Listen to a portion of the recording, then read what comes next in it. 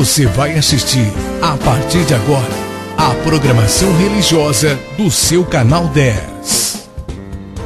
Pois o Deus da montanha é o mesmo do vale,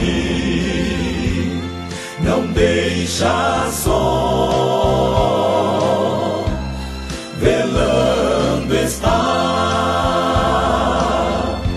nas tristezas, nas lutas, nos piores momentos,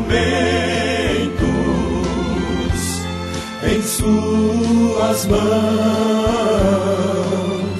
segurando estará.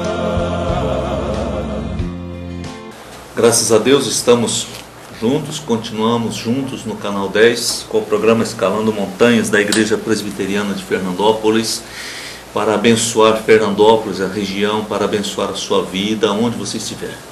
Porque você pode nos ver, podemos ser vistos, você pode nos ver pelo www.canal10.com.br.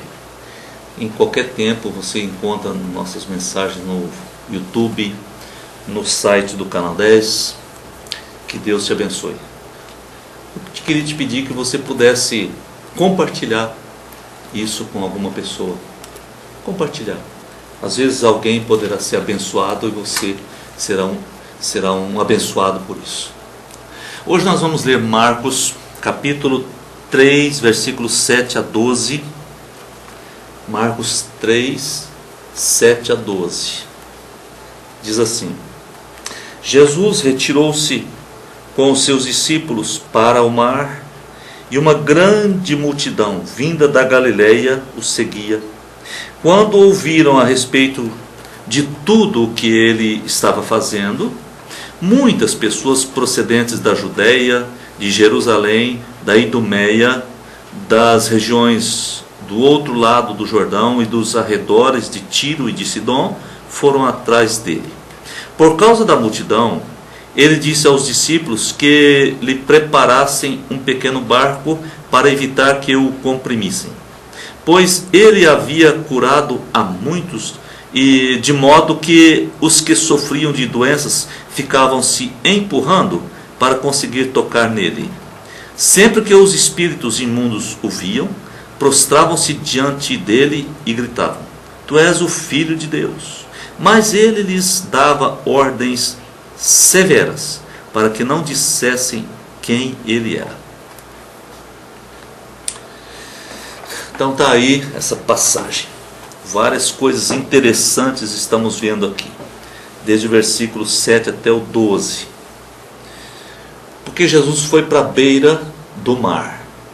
Uma coisa que eu observo é que sempre o homem, o ser humano, gostou de morar, de estar à beira-mar, à beira de um rio.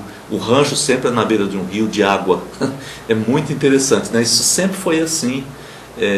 Não simplesmente por ter água, mas porque são lugares aprazíveis demais. Outra coisa que eu observo aqui nessa passagem é que aonde Jesus estava, os demônios procuravam estar também. Eles não gostavam de Jesus, eles sabiam quem era Jesus, mas eles estavam no meio. Eles estavam no meio. É uma coisa impressionante. Pô, se você sabe quem é Jesus, que Jesus vai mandá-los sair, que Jesus tem domínio sobre eles, como que eles ainda ficam ali? Mesma coisa, o diabo, Satanás, sabia que ele estava condenado. Mas por que ele ficou infernizando a vida de Jesus até na cruz?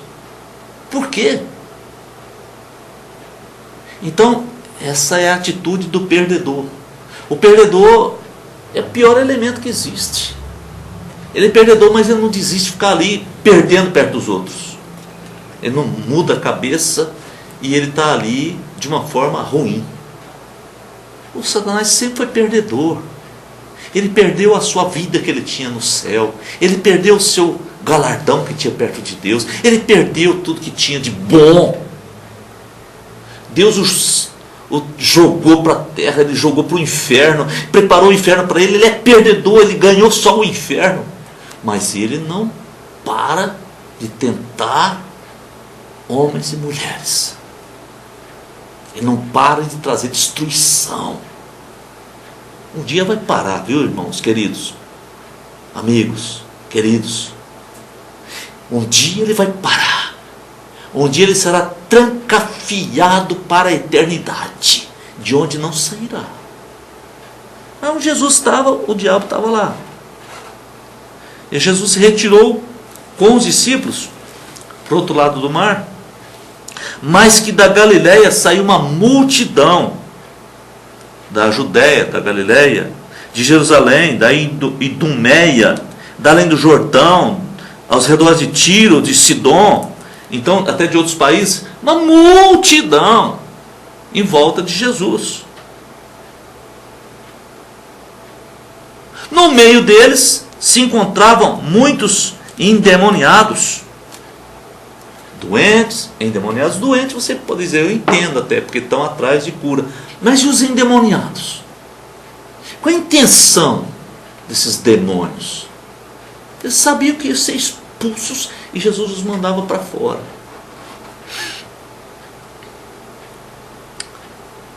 No versículo 8 diz que vinha uma grande multidão, juntando dessas cidades todas, essas regiões todas, uma grande multidão que vinha ter com Jesus.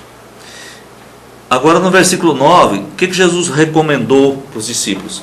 Prepare um barquinho aí para mim, uma canoa, que aí Jesus pretendia ficar mais dentro da água, na canoa, afastado. Aí não tinha jeito, não teria jeito do povo se aproximar muito. Então ele teria uma certa liberdade de se movimentar, de movimentação, porque a multidão vinha em cima.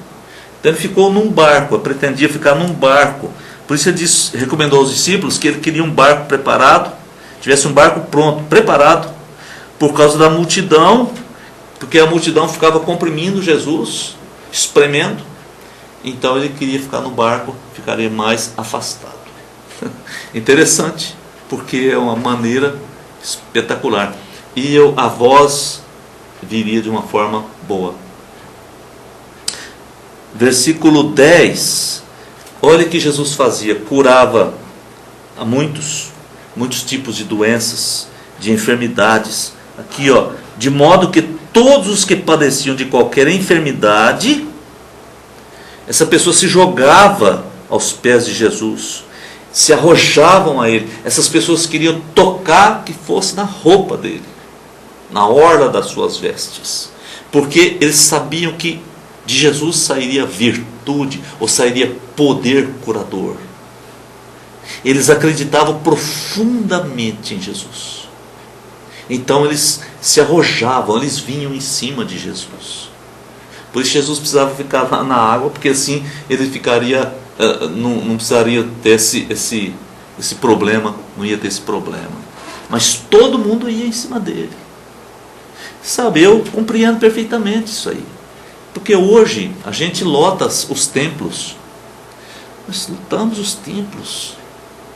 Nosso culto ontem estava lotado, as igrejas estão lotadas. Porque o povo se arroja, se lança aos pés de Deus. A vida anda pesada, difícil.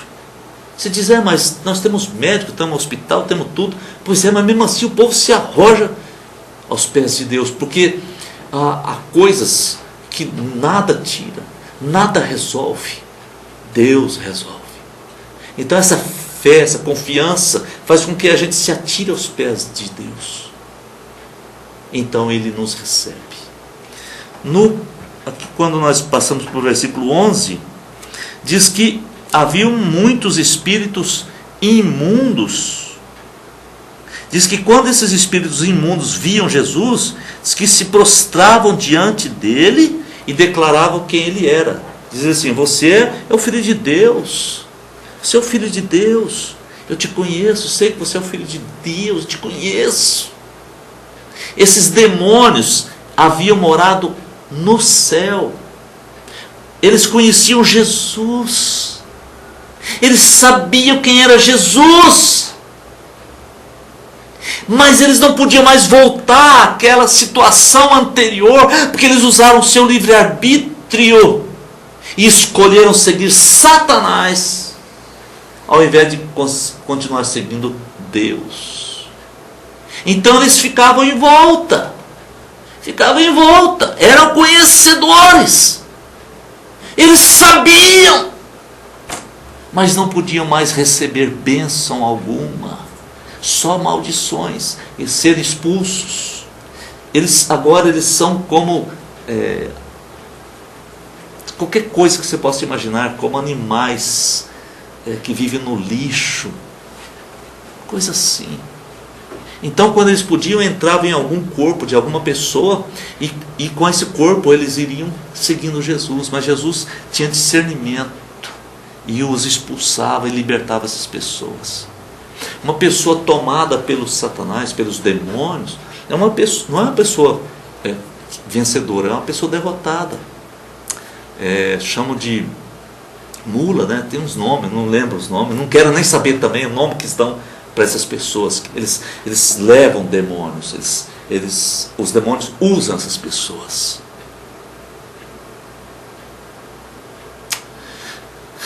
E aonde Jesus estava, eles estavam por ali também, tanto como por ódio, como por outras razões que nós talvez nem imaginamos. Nós não imaginamos outras razões, porque eles tinham lembrança da vida que eles haviam tido na eternidade com Deus. Mas agora nada pode ser feito. Isso representa exatamente, depois do juízo final, nada poderá ser feito por ninguém. Depois da morte, nada pode ser feito por ninguém. É isso, essa dor. Então o próprio demônio, o demônio sofre, o demônio é um infeliz. O diabo é um infeliz. Só tem dor, mais nada. Ele não tem alguma alegria, ele não tem alguma satisfação, ele não tem algum gozo, algum prazer. Só tem tribulação. O peso que está sobre ele é muito alto, e quem for com ele vai ter as mesmas dores. Deixa eu voltar aqui, versículo 11. Espíritos imundos viam Jesus, e quando eles viam, se prostravam diante de Jesus. A humilhação do diabo é completa, até nisso. E um dia todo joelho se dobrará diante de Jesus, inclusive o diabo, Satanás, Abaddon e Apolion, porque eles terão que reconhecer que Jesus, o Nazareno, de fato é o Filho de Deus. Versículo 12, o último que nós lemos, que Jesus advertiu os espíritos imundos para que eles não publicassem quem era Jesus. E os espíritos imundos tinham que ficar calados. Ele mandava um homem, não fale nada. O homem falava, desobedecia, falava e ainda deixava o nome de Jesus ser conhecido. Quando ele disse para os demônios, não falem, cala a boca mesmo. Porque o diabo tem que obedecer literalmente qualquer coisa que Jesus disser. Por isso, querido, nós precisamos andar com Jesus, porque Ele é a nossa fortaleza. Alguém diz, o diabo não me pega, o diabo não me pega porque eu não sei o que. Não diga isso. Eu quero andar com Jesus para que Ele me proteja. Ele nos protege, Deus nos protege. Mas nós não somos autoprotetores de nós mesmos. Não. Está aí a palavra daquele que vive e reina. E Ele quer chamar você para que você também esteja na presença dEle. Você vai gostar demais. Você vai perceber o sentido do que eu estou te falando. Andar com Jesus é o que mais te dá prazer, te dá razão de viver, traz a cura emocional, que é o principal, cura emocional, mental. Os nossos traumas Ele vai curando, quebrando esses poderes. Os poderes das trevas são quebrados e nós somos livres em Jesus. Vamos orar? Obrigado, Deus, porque o Senhor poderosamente enviou o Teu Filho para que em nosso lugar padecesse, sofresse, fosse morto, e em nosso lugar cumprisse toda a lei e nos ensinasse o caminho da vida. Obrigado, Deus, porque nós sabemos o caminho da vida eterna. Porque Ele diz: eu sou o caminho. Obrigado, meu Deus. Se o nosso coração está cheio da vida eterna, é por causa de Jesus. Obrigado. E eu oro em nome de Jesus. Amém. Amém. Deus nos abençoe cada momento, cada dia mais. Amém? Fique na paz. Você assistiu aqui no seu canal 10, nossa programação religiosa. Amanhã estaremos de volta no mesmo horário. Muito obrigado pela sua audiência. Pois o Deus da montanha é o mesmo do vale, não deixa só, velando está, nas tristezas, nas lutas, nos piores momentos, em suas mãos segurando estará.